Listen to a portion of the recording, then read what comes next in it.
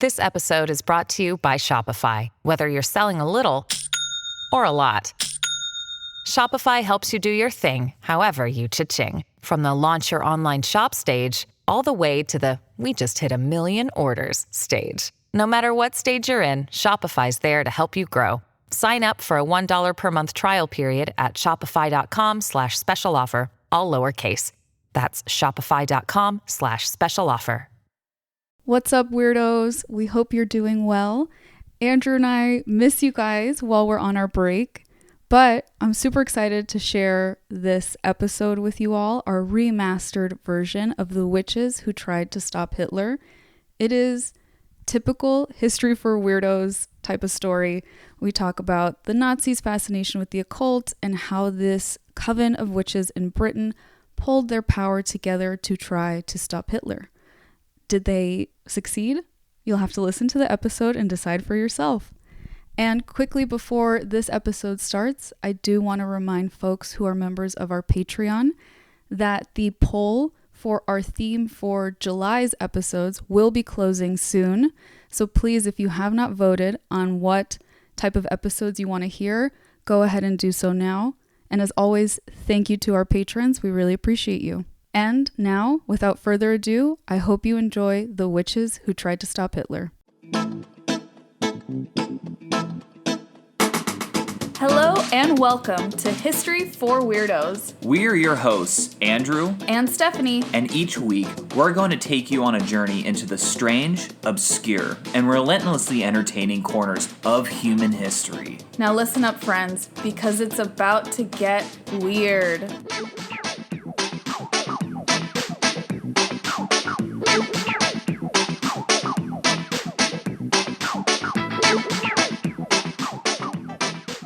Weirdos, welcome back to History for Weirdos, episode number 97. Always good to sit down to record with you, babe. I know, it always is the best of times. Yeah, I will admit, I've said it before, I do like it better when it's your turn to tell a story. And you know what? I like it better when it's your turn. I feel like your stories are just better. And so I feel like your stories are just better. You're just saying that. Yeah. Oh, wow.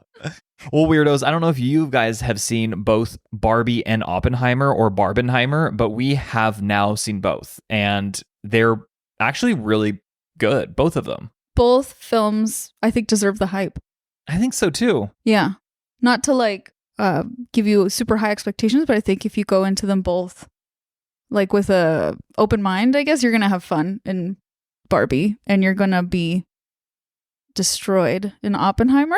I'd say that's fairly accurate. But in a fun way, possibly? Possibly. It's really interesting. It's really beautiful to watch. It is. No, Oppenheimer is a cinematic masterpiece. Yeah. It's very well paced, very visually pleasing. Barbie is also very visually pleasing, but it's very dopamine heavy. Yes. And it also has its deep components to it. That's true. It definitely does. Wow. It's so interesting too, because we don't really go to the movies that often. No, we don't. So it was nice to go and sit down, especially it's been so damn hot lately. Yeah, it's such a good summer activity to do because you just get to cool off and escape for a little bit. It feels so good. We also have a movie theater near us that is an old movie theater from the 20s. The 1920s, because I guess we're in the 2020s now. That's true. And when we first moved to this area, that movie theater was just closed down. And we were like, oh, how cool would it be to see a movie there? And it reopened earlier this year. And we finally got to see Oppenheimer there. And it's a very fancy movie theater. I love the ones that sell booze inside. Yes. And it's not just booze. It's cocktails and you can get high-end gourmet food. There's a little lounge area. Yeah, it's actually it's really taken to the next level. It's funny because it kind of reminds me of what I'd imagine going to the movies in the 1920s would feel like, which is a big fancy event. Exactly. Right? It does feel like that. Yeah. I like love it. Well, folks, because we know you haven't heard about either Barbie or Oppenheimer. Absolutely not. Those are our takes. We think you should see them. Definitely. And yeah, we swear we're not getting paid by them, though we should be, honestly. Yeah, pay us. Pay us, damn it. Okay, well, it's my favorite week because Stephanie's telling the story. I get to sit back and relax with you weirdos. So, Steph, tell us, what are you doing this week? Well, this week I'm going to tell a story about some witches. All right. It's kind of, we're closing out on our Summerween episodes, right? Exactly. It's the last day of July. Yes. So I figured, why not wrap it up with a classic trope of witchcraft? I love it already. And I'm starting this off, setting the scene for us, almost like it's a story. So listen up, weirdos. Once upon a time, amidst the chaos of the Second World War, there were whispers in the mystical corners of the world about an ancient coven of witches. It was believed that these witches had powers that could bend reality itself. Now, this coven wasn't exactly keen on watching the world burn under the reign of Hitler and the Nazi regime. They believed in using their magic for the greater good and were determined to make a difference. This literally sounds like a historical sci-fi movie. Yeah, right? I kind of wanted to set the scene like it's a story. But I'll get more into the facts soon, I promise. Okay. In the summer of 1940, a coven gathered under the full moon on a starry night in the heart of a dark forest. Their goal? To put an end to Hitler's hatred and madness. Their solution? Raising the cone of power. Man, that still lends more credence to my hypothesis. Sounds so weird, right? It does. That's why I thought it would be good for History for Weirdos. I know, that's true. Also, the cones of power, or a cone of power, reminds me of the cones of Dunshire. Oh my God, such a good reference. Such a good reference. For Parks and Rec, right? Parks and Rec, yeah. Mm-hmm. Well, in this episode, we're going to dive into the events surrounding this cone of power spell and its reported impact on World War II. Ooh. But before we do that, before we dive into the occult aspects of this story, let me give a very brief and very much so oversimplified bit of context into what was going on in World War II in 1940. So at this point, Germany's war machine is a seemingly unstoppable force. They developed a new type of warfare called the Blitzkrieg, which emphasized fast-moving strikes coordinated from the ground and the air. And the United States is not yet involved in the war, and it won't be until 1941. Right in the end of 1941 at that. Yeah, good point. In the UK, there's a brand new prime minister, Winston Churchill. I think I haven't heard of him. No. I have actually met several dogs named after him. That's incredible. Yeah, either with the name Winston or with the name Churchill. So he's made quite an impact. Are they usually like bulldogs? Yes. Okay. Isn't that perfect? That is perfect. Yeah. It's usually like a bulldog or kind of like a short, stocky dog. Yeah. Mm-hmm. I could see that. Well, Churchill and many members of parliament were concerned that England could be invaded by the Germans at this point. The British people themselves were getting armed and they were forming blockades in London with whatever they could find. In fact, men that were too old or too ill to be serving in the military were organized into home guards, armed with shotguns, hunting rifles, and Molotov cocktails to protect the citizens. Okay, so the English are going hard in the paint right now. They're being very scrappy and resourceful, kind of preparing for the worst. Okay, that's a much better way of putting it than hard in the paint. Oh my God. Well, basically anything and everything that could potentially stop the Germans was pressed into service. This is any sort of physical resource, machinery, to any sort of intelligence that could be gathered, and potentially even witches. Nice. I mean, you got to dig deep when the homeland's threatened. Yes. And let me give even more context. Let's look at what's going on in Germany at this time, because during the early 20th century, Germany experienced a surge of interest in mysticism, occultism, and just in general alternative belief systems as they were seen. Yes. This fascination with the occult extended to high-ranking Nazi officials, including Heinrich Himmler and Rudolf Hess. These individuals believed in various mystical concepts, seeking to use them as tools for political gain and as a means to justify and establish this narrative of Germanic superiority. Mm-hmm. Himmler even funded several expeditions to search for powerful relics, including the Holy Grail. I know, isn't it kind of crazy that Raiders of the Lost Ark, isn't that like far-fetched? Yeah. It's actually wild because it does sound like something that would be... Or not Raiders of the Lost Ark, but the last one. Or not the last one, maybe the third one. Oh, whoever's listening is like screaming the name of the movie at us right now. Is it just in the Holy Grail? Or is that... I don't know. I don't know it either. Well, whatever. Keep screaming it at us, weirdos. Yeah, keep screaming. But yeah, Indiana Jones and the Search for the Holy Grail, or the Holy Grail, something the Holy Grail. God, I feel so dumb. Okay, I'm going to look this up. Keep on going. Well, I'm just saying it does sound like something that would be made up by Hollywood, but it was not. In fact, biographer Jean-Michel Engbert wrote in The Occult and the Third Reich, The Mystical Origins of Nazism and the Search for the Holy Grail, that mysticism and occult philosophy were in fact at the core of Nazi ideology. By the way, it was Indiana Jones and the Last Crusade. Crusade, there you go. There we go. That makes sense. That makes a lot more sense. But yes, thank you. Adolf Hitler himself is often associated with occult beliefs, but the extent of his personal interest in these topics actually remains debated among historians. That's interesting because I've always was under the assumption that he was like obsessed with the occult just as much as Himmler. Yeah, some accounts suggest that he was like intrigued by things like astrology, mysticism, prophecies, and he kind of played along with Himmler, like, oh sure, yeah, tell me about it. And other sources say like, no, he was very passionate and truly believed in these things, and these ideas really informed his strategy. Interesting. So we get conflicting reports. In the Journal of Popular Culture, Raymond Sickinger, professor of cultural history at Providence College, theorizes, quote, that Hitler thought and acted in a magical way, and that he found a magical approach to difficult problems.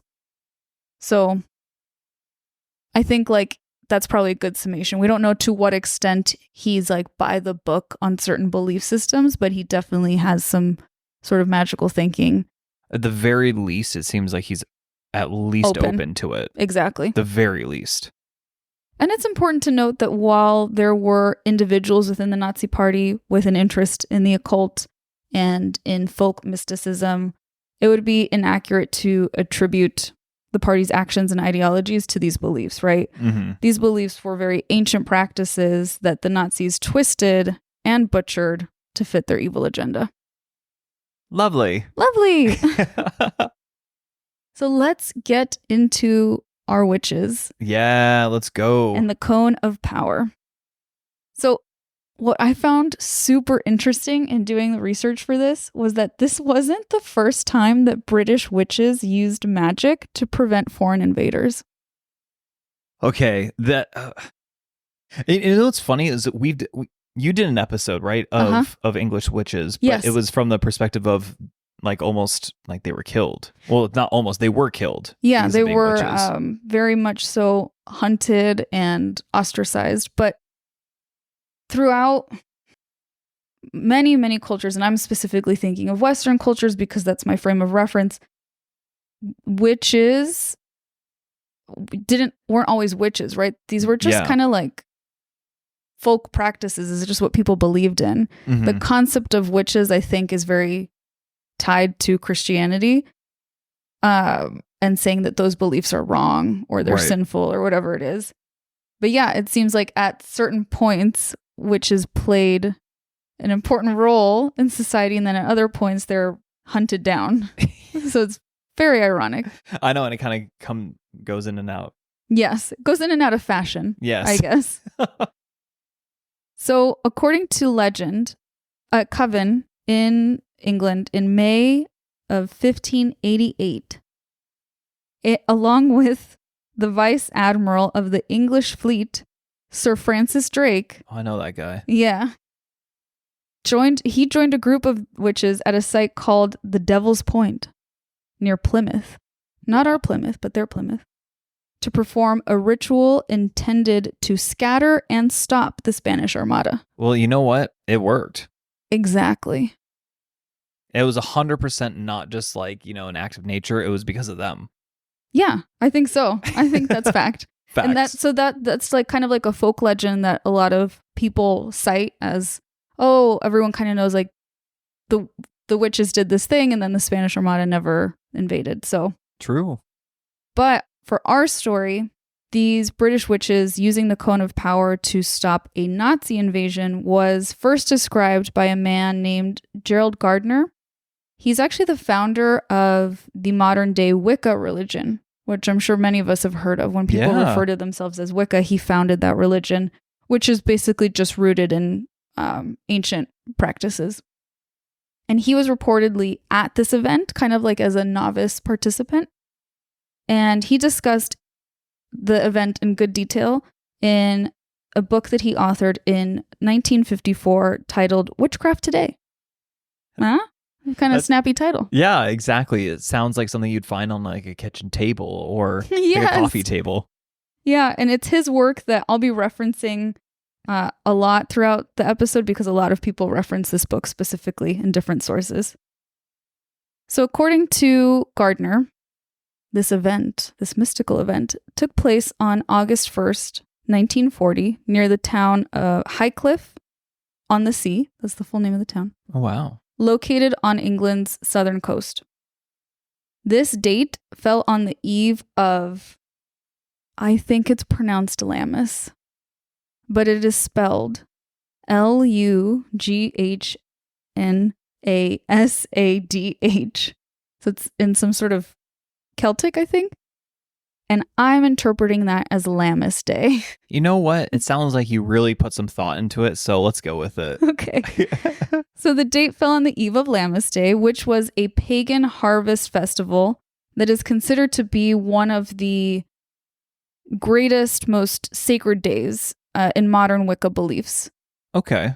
Kind of like how Catholics have a ton of holy days, but some are a little more powerful than others. Got it. Oh, you know what? And also that date's coming up, August 1st. Oh my gosh, you're right. Yeah. Wow. We should celebrate. Definitely. So the witches gathered in the woods in a clearing near an old gallows tree. Oh. Eerie, right? Very eerie. The date and the location were intentionally selected to help amplify the power of the spell that would be cast. Right? So Lammas Day is a very powerful day in their calendar, and then the energy around the gallows tree was important. Interesting. Did you say why it was important?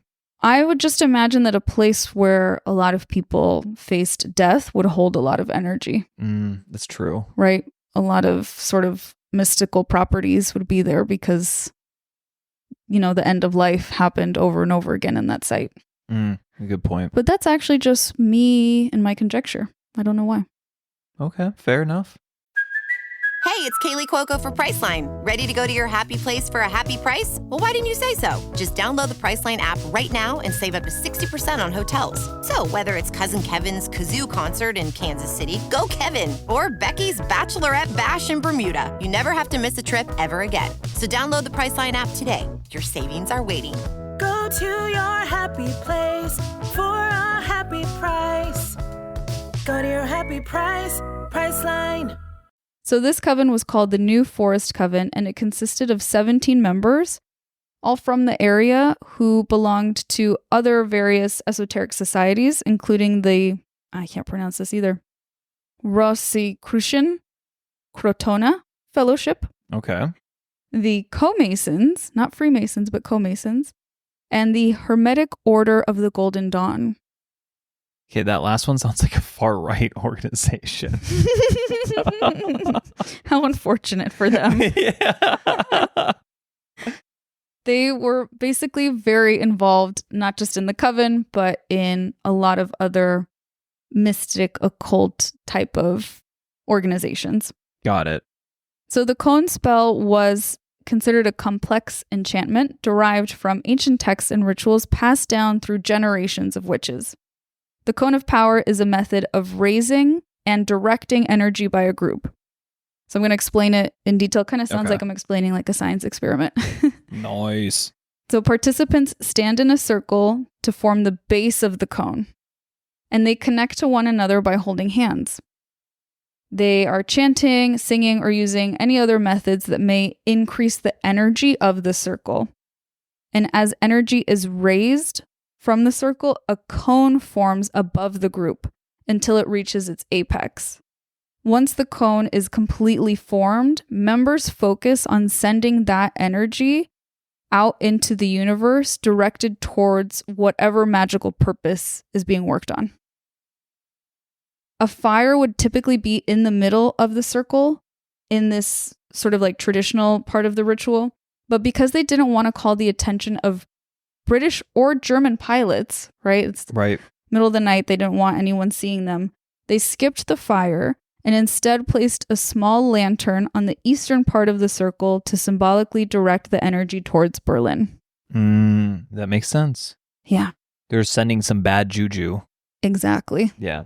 For this specific ritual, its purpose was to disrupt and weaken the destructive ambitions of Adolf Hitler and his followers. The spell, when cast, created a mystical cone of energy that extended from the Coven's location to the heart of Hitler's stronghold. The cone spell sought to cloud his judgment, erode his resolve, and foster internal dissent amongst the Nazi ranks in general. The witches believed that weakening Hitler's influence could shift the tide of the war in favor of the Allies and promote peace. So according to Gardner, this is the man who founded the Wicca religion and is there present at the ritual, he stated, quote, "The witches cast spells to stop Hitler from landing after France fell. They met, raised the great cone of power, and directed the thought at Hitler's brain, quote, 'You cannot cross the sea. You cannot cross the sea. Unable to come. Unable to come.'" End quote. So, what are you thinking, babe?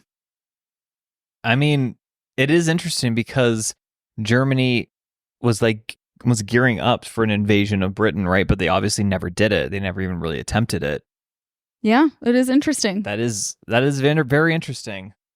And this Just like the Spanish Armada. Yeah, right? Very interesting. There's a pattern forming here. Well, the story of this coven gathering to cast a spell on Hitler, once people caught word of it, they were like, they totally accepted it. They were like, yeah, okay. It's not that necessarily people were accepting, oh, this spell's gonna work, but they were accepting, like, basically you gotta try anything. Yeah, like they're so desperate. They're like in normal times, they're like, this is so dumb. Yeah. But when you're just getting bombed, you're just like, okay, literally anything. Yeah, I think in a non-war time, it would be either like, this is so dumb, or maybe even, as you alluded to, these types of efforts might have been met with hostility. Yeah. Or some sort of tension of like, oh, that's weird, that's creepy, that's evil. But people were just like, okay, yeah, do that. I don't blame them. So is it possible that the witch's spell brought about a ripple effect that weakened the foundation of the Nazi Empire? Well, in his report of the event, Gardner went on to say, quote, "I am not saying that they stopped Hitler. All I say is that I saw a very interesting ceremony performed with the intention of putting a certain idea into Hitler's mind. And although all the invasion barges were ready, the fact is that Hitler never even tried to come." End quote. And this is true. As you mentioned, the German plan to invade Britain was named Operation Sea Lion, and it never happened. It's kind of a cute name. I know, for such a nefarious act. I know, right? Operation Sea Lion. That sounds like if little kids were like playing at the beach or in a pool. Sounds like something Ken would come up with. Yeah. His grand plan would be Operation Sea Lion. There were obviously like various strategic disadvantages and tactical issues that very well could have prevented the Nazis from even attempting this mission. Mm-hmm. But did those disadvantages come from the energy put out there by a coven? Oh, snap. And as we know, over the course of the next few years, British and Allied military personnel worked tirelessly on the front lines to defeat the Axis powers. And then on April 30th, 1945, Hitler dies by suicide in his bunker, and the war in Europe ended within a matter of months. Could the intervention of the witches have played a role in that? That's entirely up to you, weirdos. It's for you to decide. However, let me throw a little wrench in this. Okay. There are arguments about whether or not the Cone of Power ritual even took place. Okay, you got to explain this one to me, because I thought this was pretty well documented. Well, historians have found no direct evidence beyond the writings of Gardner himself. So his whole thing is like kind of like source, trust me, bro. Yes, he's like, I was there. That's how I can tell you about it. But there's no one that could verify, like, yes, he was there because I was also there. Not that I saw. I don't know if people are like going out and like researching, to be honest, or if this was so long ago, right? I'm sure most of those participants have passed away. If not all of them. Yeah. But I think it is interesting that the events he described, like he describes like the place, he names the coven. And I think if the story were not true, people would have spoken out against it and been like, that's fake. That didn't happen. It sounds very specific. He was very specific. Yeah.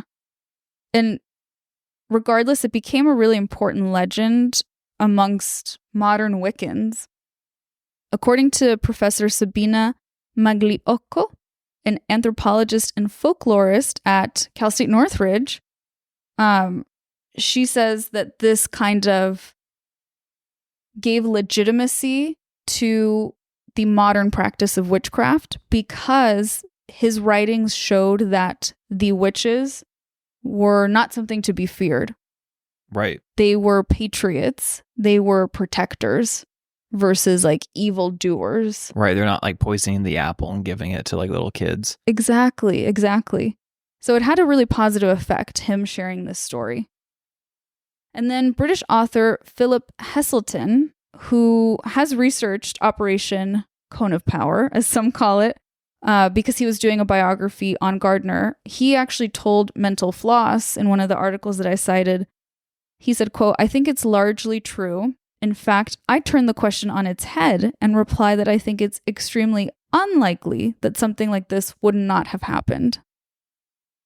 Right. Like, I mean, again, I think people are so desperate that like, I mean, and we've seen this like time and time again throughout history. Like usually when you're like being threatened, your city does crazy things. I mean, I can just think of like the ancient Mediterranean, 2 examples like off the top of my head, and both involving like human sacrifice. Wow. From civilizations that either like didn't, like Rome, like they actually did it during the Second Punic War. I didn't know that. Yeah, and later on, one of the Roman writers, I think it's Livy, writes that it's like the nation's like biggest shame. And then even more disturbing in Carthage, when they're getting invaded by this Greek tyrant from Syracuse.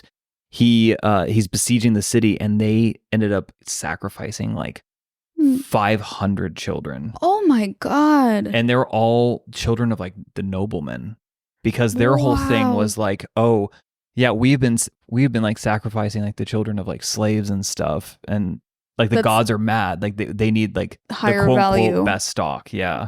Wow, that's so insane. But it does speak to your point of desperate times. People often do desperate things. Exactly. And that's ancient, right? Right. From the Cone of Power, that's in 1940. So people have come a long way. And to them, I'm thinking something even like participating in a witchy ritual would have been like a desperate measure, maybe. Right. It's kind of crazy. If you just think about it logically, you're like, I'm going to send these like thoughts over to Hitler, right? I'm going to manifest on his behalf. Yeah. And I'm going to manifest bad stuff. Yeah, exactly. They're just boss babying a little too hard. Yes. That's what they were doing on his behalf.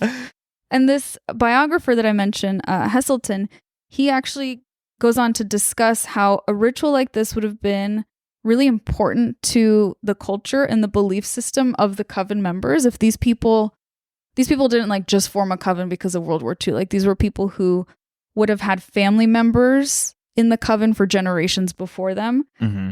So it's possible these folks would have seen this ritual as their way of contributing to the war effort. And for me, I feel like it's similar to how other religions, again, like I was raised Catholic, how we pray for certain outcomes during desperate times. Right. I don't think it's any different than that for historians to be like, that's crazy. That would never happen. Exactly. No, I completely agree. I disagree. I don't see how that's any different than, praying and lighting candles and the things that we tend to do. Right. They just were like visualizing a cone and thinking. Yeah, I guess, I mean, they were kind of just speaking to the universe in the way that they think is like right. Right, right. Again, like a more cultural significance for them. Also so interesting because it is a subject that is in the public consciousness again, is this idea of manifestation. Right. Using thoughts to impact reality. Yeah, exactly. Like to super dumb it down. I think it's so interesting that so much time has gone by and we're like back on this subject. I know it's a very ancient subject, but you're right. Like it keeps on coming. Like it keeps on coming up throughout history. Yeah, and I think it's just humans trying to make sense of the world. Mm-hmm. And at its best, it's humans recognizing their own power and agency over their reality. Yeah, well said. I like that. Thank you. Not to get too deep and philosophical on the podcast, but I am a Sagittarius, so that makes sense. There you go. You're bringing it back to you. So while the witches' involvement in altering history remains somewhat hidden and debated, their reported efforts definitely left an enduring legacy. Like you said, this is like how you believed that it was very widely known and accepted that Hitler himself was very fascinated by the occult. Many people have heard of this story and have known it to be true. Right. And to be an impactful story. This story stands as a testament to the extraordinary lengths that people will go to in the pursuit of justice and peace, especially during humanity's darkest hours. Yeah. And that, my friends, is the story of the witches who tried to stop Hitler. Wow, that was incredible. Thank you.